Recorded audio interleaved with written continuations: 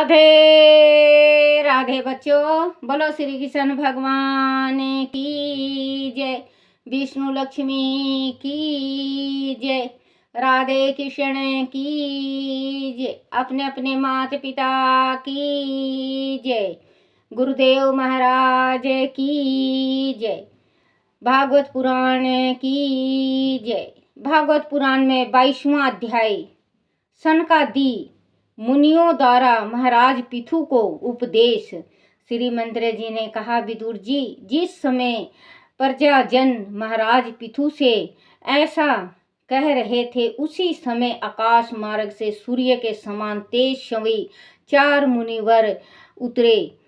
राजा पिथु और प्रजा ने आगे बढ़कर उनका स्वागत किया। राजा ने उनके चरण रज को मस्तक पर लगाकर उन्हें उचित आसन प्रदान किया। महाराज पिथु ने उनसे कहा, हे मंगल मूर्ति मुनि स्वरों में आपका स्वागत करता हूँ। आपके दर्शनों का सौभाग्य तो योगियों को भी नहीं होता। मेरे ऐसे कौन से पुण्य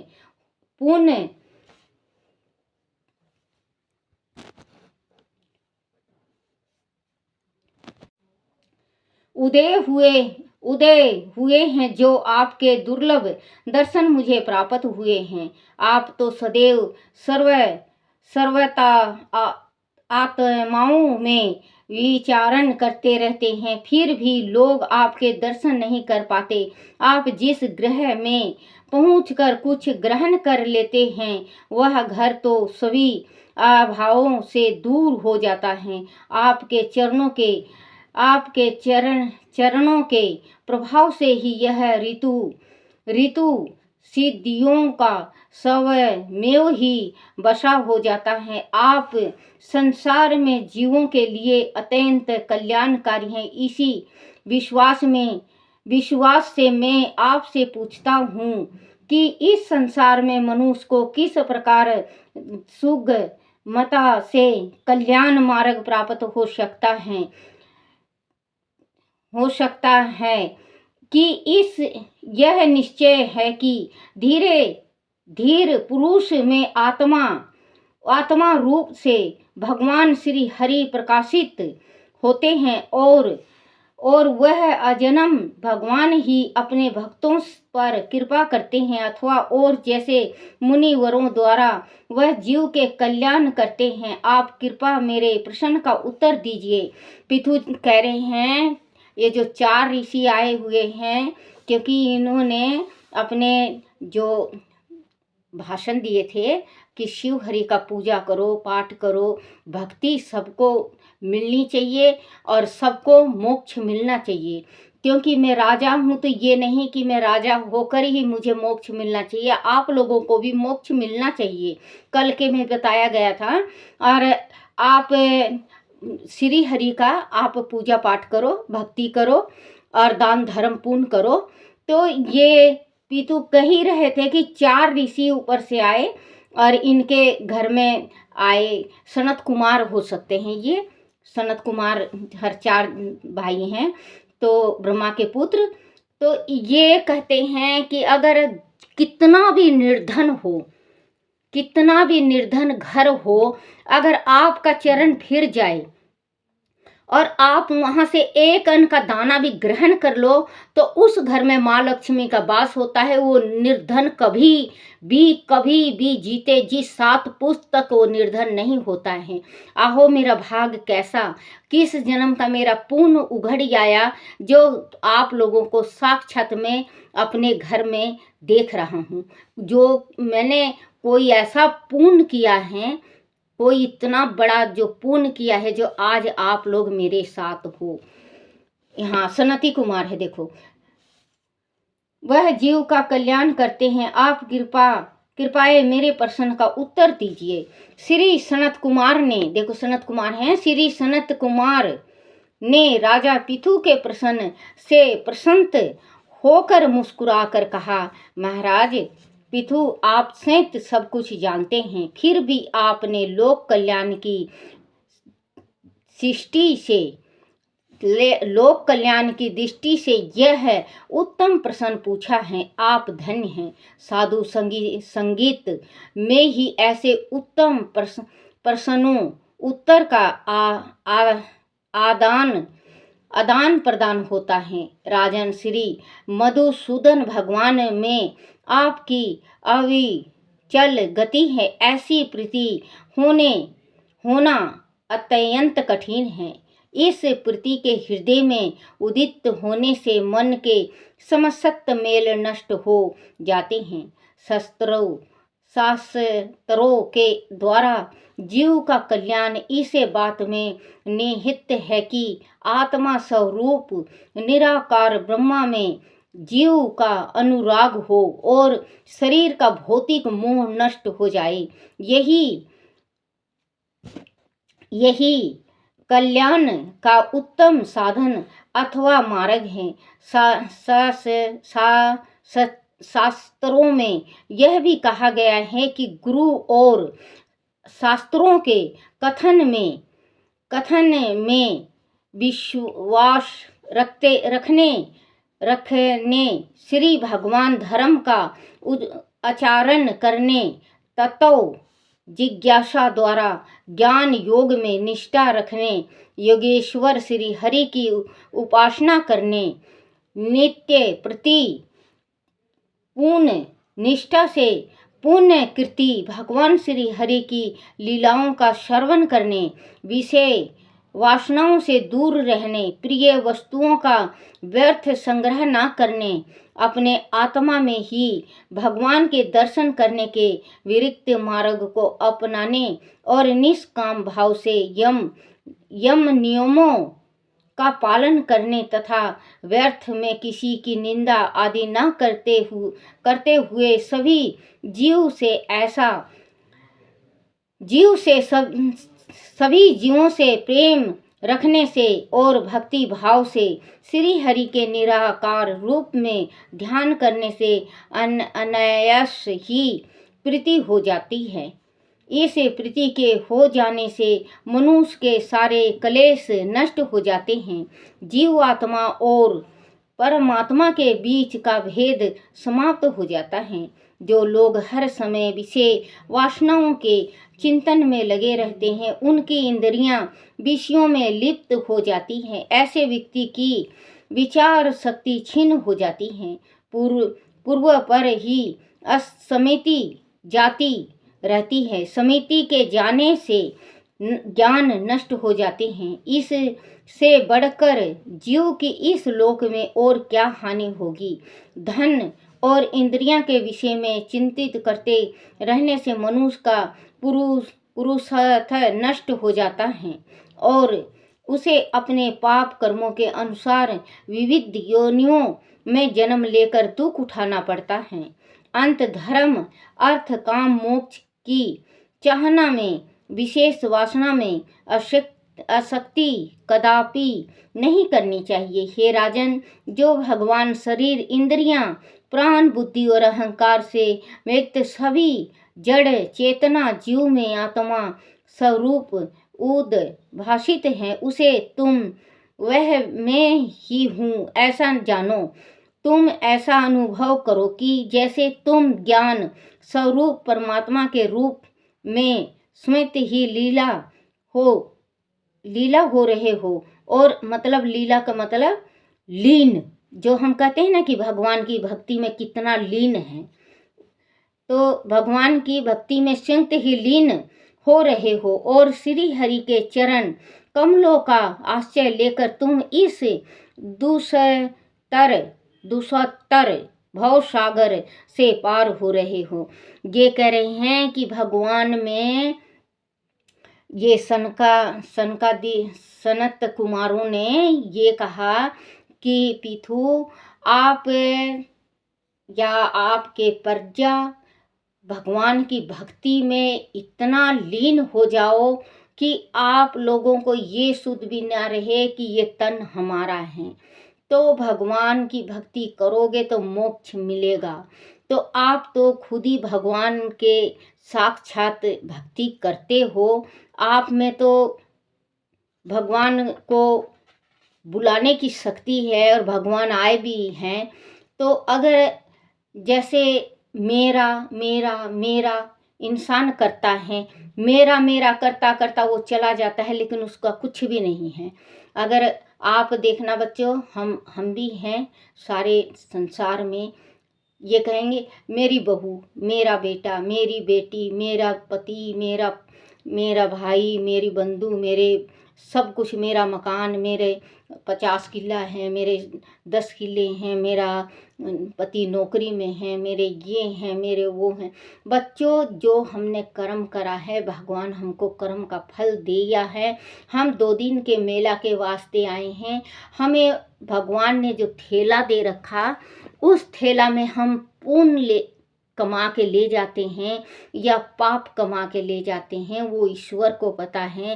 कहते हैं कि पाप की, जो पाप ज़्यादा पाप करता है तो हर एक इंसान कह देता है कि इसकी पाप की घड़ा भर गया है या पाप का घड़ा भरने वाला है। तो बच्चों, वो ही एक थैला बना रखा भगवान ने, गोल थैला। उस थैले में हमें पुण्य अर्जित किया है, उसमें कितना डाला है और कितना पाप डाला है, वो ईश्वर को पता है। तो 2 दिन का मेला में आए हुए हैं, अच्छी अच्छी बात करनी चाहिए, अच्छे अच्छे बोलना चाहिए। कुछ भी नहीं मेरा मेरा। किसी किसी को देखा होगा बच्चों, बाहर जाते हैं घूमने के वास्ते, वहीं पे ठंडे हो जाते हैं। वो उसका कुछ भी नहीं, देखो उसका वो गांव भी नहीं होता, वो शहर भी नहीं होता, उसका घर इतना इतना अरमानों से जो घर को बनाता है, उसका वो घर भी नहीं होता। तो बच्चों, इंसान किस टाइम और कहाँ उसकी मौत हो जाती है, किसी को नहीं पता चलता।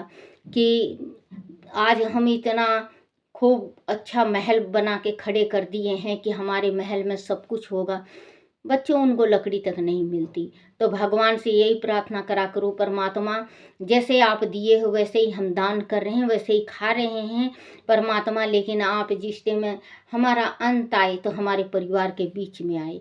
क्योंकि बच्चों, कहीं कहीं एकदम ऐसा देखा गया है कि कोई भी नहीं होता उसके साथ जिस टाइम उसका प्राण निकलता है। तो बच्चों, भगवान से डर के, और इस शरीर को कभी, इस शरीर से घमंड नहीं करना चाहिए।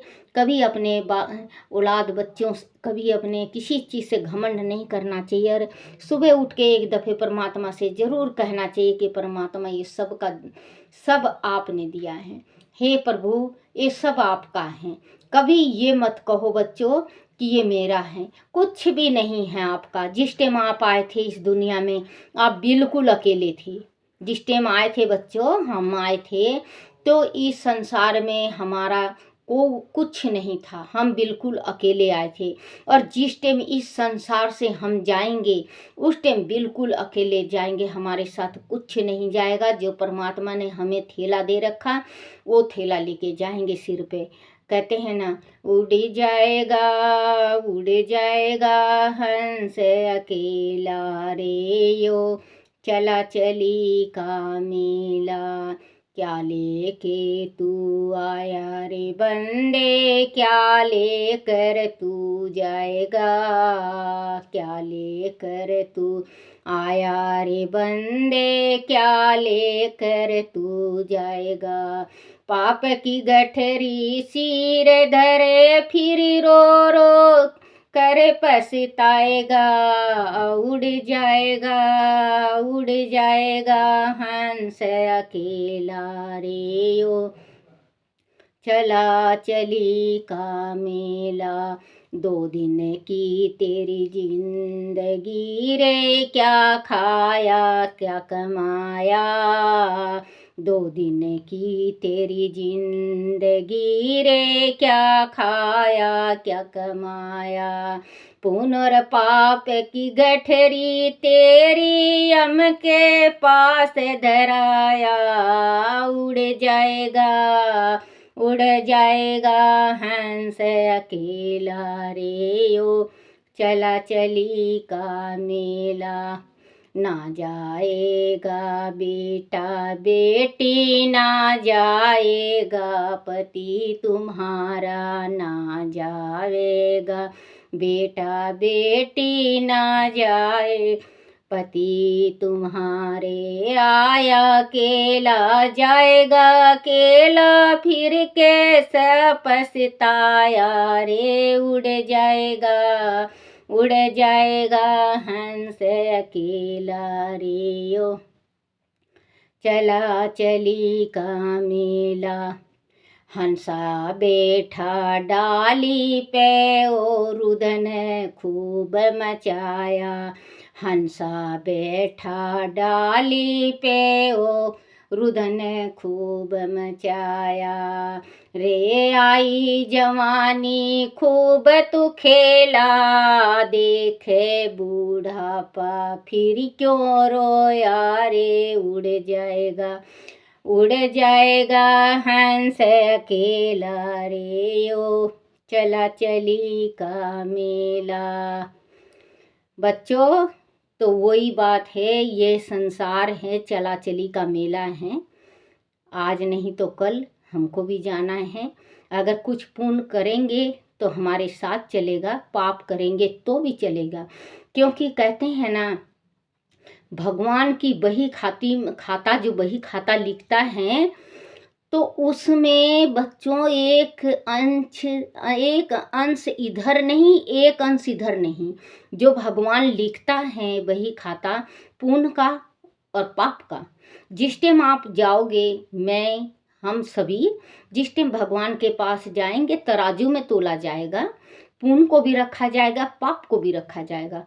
फिर इसके बाद भगवान जैसे कहते हैं ना, जज को तो तूने खूब खिलाया, जज को तूने खूब खिलाया। यहाँ पे घूस जो हम जज को दे देते हैं, घूस खिला के हमें पास हो जाते हैं, लेकिन भगवान के वहाँ कोई घूस नहीं चलती। बच्चों याद रखना, भगवान के पास कोई भी घूस नहीं चलेगी। आप वहाँ रोते रहोगे, हाथ जोड़ के खड़े रहोगे, ज़्यादा करोगे, ज़्यादा इधर उधर करोगे तो आपको डंडा पड़ेगा।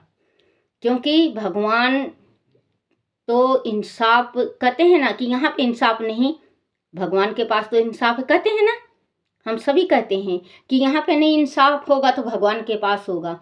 क्योंकि भगवान के पास इंसाफ होता है बच्चों। कदम कदम का पाप किया हुआ भगवान के पास लिखा हुआ है। हमें ये जरूर याद रखना चाहिए, जो थैला परमात्मा ने दिया है, पुण्य की गठरी बना लो बच्चों, जो आप सिर पे रख के जाओगे भगवान के पास, और खोला जाएगा। जिस टाइम खोला जाएगा, तो जिस टाइम तराजू में तोला जाएगा, तो आपकी बच्चों पुण्य का तराजू पलड़ा जो पुण्य का होता है वो भारी हो। क्योंकि भारी पलड़ा होगा तो 10 दरवाजे भगवान के तुम किस में जाके बढ़ोगे। 10 दरवाजा भगवान के तुम जाके किस में बढ़ोगे। पुण्य पाप की खुली गठरिया, रो रो के पछताओगे। उड़ जाएगा हंस अकेला रे। ओ चला चली का मेला। अपने शरीर में 10 दरवाजा है बच्चों, अपने शरीर में 10 दरवाजा हैं। जिस टाइम हम मरते हैं और भगवान के पास जाते हैं, तो भगवान के पास भी 10 दरवाजा होता है। 10 दरवाजा में ना हमें पता किस दरवाजा में भगवान डाल दी, पाप का, पुण्य का, धर्म का, सप्तऋषि का, हर एक दरवाजा अलग अलग होता है और दरवाजा एक ही होता है। हमारे शरीर में 10 दरवाजा है। जिस टाइम कहते हैं ना, इस दरवाजे में एक बंदे के 10 दरवाजा, भजन है बहुत बड़ा इसका भी।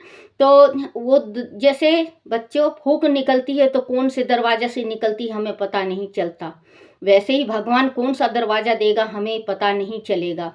तो बच्चों आप दान पुण्य करा करो। आज पूर्णमासी था बच्चों, आप लोगों ने दान पुण्य भी किया होगा। दान पुण्य भी करते हैं, गंगा नहाते हैं, गंगा में 365 ज्योत बत्ती भी जलाते हैं साल भर का, विष्णु भगवान का। मैं तो कहीं भी नहीं गई बच्चों, अपने घर ही में हूँ मैंने तो 2 तुलसी का जोड़ा जो जलाया है, जो जलाया विष्णु के आगे, विष्णु भगवान की मूर्ति है मेरे पास।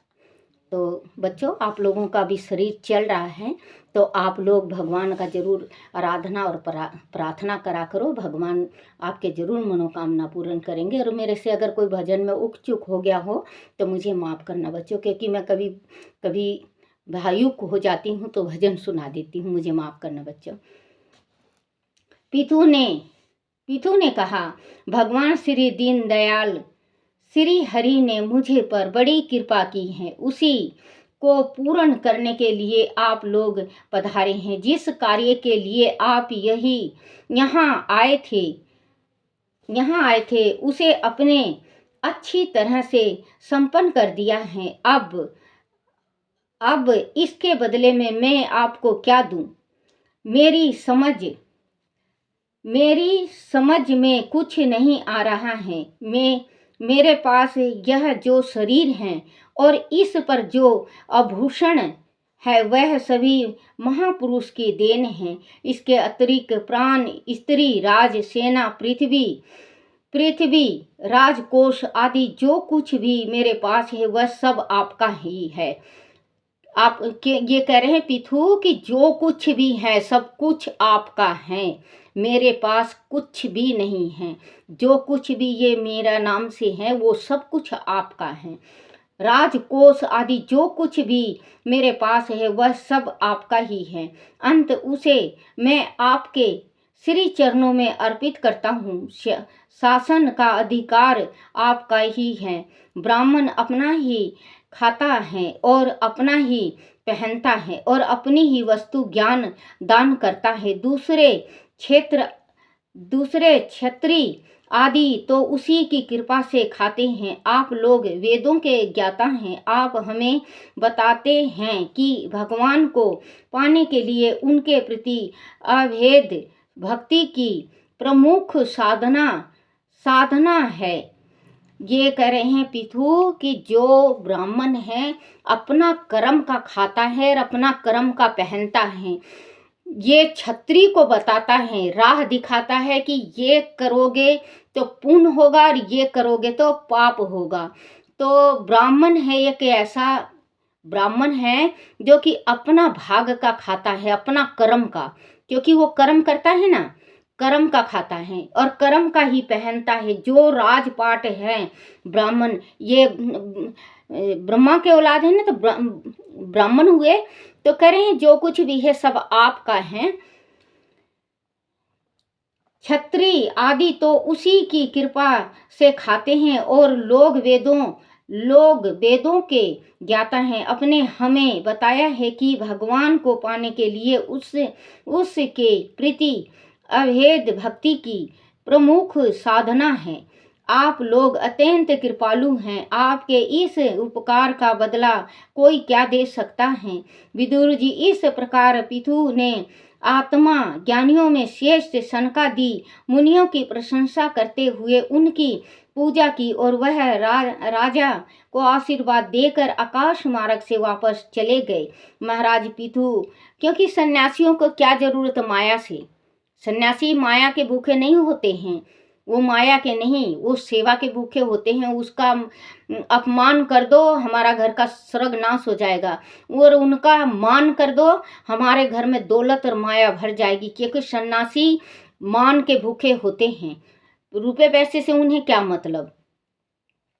महाराज पिथु उनसे आत्मो पद से पाकर आत्मा पद पर देश पाकर चित्त की एक ग्रस्त से आत्मा में ही शीतल रहने के कारण अपने को धन समझने लगे। वह सभी कर्म समय से करते थे और प्रजा के हितों का पूरा ध्यान रखते थे। इस प्रकार आत्मा निष्ठ होकर और अपने सभी कर्तव्यों को करते हुए उन्होंने अपनी प्रिय भार्य अर्ची के गर्भ से 5 पुत्र उत्पन्न किए। उनके नाम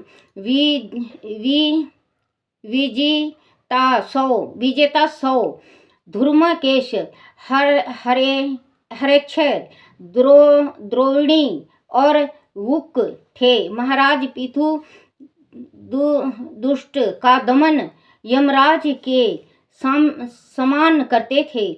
लज्जा शील, विनय, परोपकारी आदि में वह महान सत्पुरुष थे। वह सच्चे प्रजापालक थे। बोलो श्री कृष्ण भगवान की जय। श्री कृष्ण गोविंद हरे मुरारी, हे नाथ नारायण वासुदेवाय। कृष्ण कारे ओठुआ दे मेरी मटकी, कृष्ण कारे ओठुआ दे मेरी मटकी, ठुआ दे मेरी मटकी, मैं जानू तेरे घट की, ठुआ दे मेरी मटकी, मैं जानू तेरे घट की। कृष्ण कारे ओठुआ दे मेरी मटकी, कृष्ण कारे ओठुआ दे मेरी मटकी। बोलो श्री कृष्ण भगवान की जय। बच्चों, ये जो भागवत पुराण चल रहा है, देखो इनमें अब रस बरस रहा है भगवान का। आप जरूर सुनो और जरूर पढ़ो, और आप मिस मत करा करो बच्चे, पढ़ा करो और सुना करो। और ये जो छोटा छोटा आधी आधी भजन डालती हूँ, अच्छा लगे तो आप बच्चों कमेंट भी करना कि हाँ दादी अच्छा लगता है, तो हौसला बढ़ेगा। बोलो श्री कृष्ण भगवान की जय। विष्णु लक्ष्मी की जय। अपने अपने गुरुदेव महाराज की जय। हे मेरी माँ लक्ष्मी भी, हे मेरे विष्णु लक्ष्मी, सबके घर में वास करना, सबके घर में वास करना, सुख शांति देना, सबको सुख शांति देना।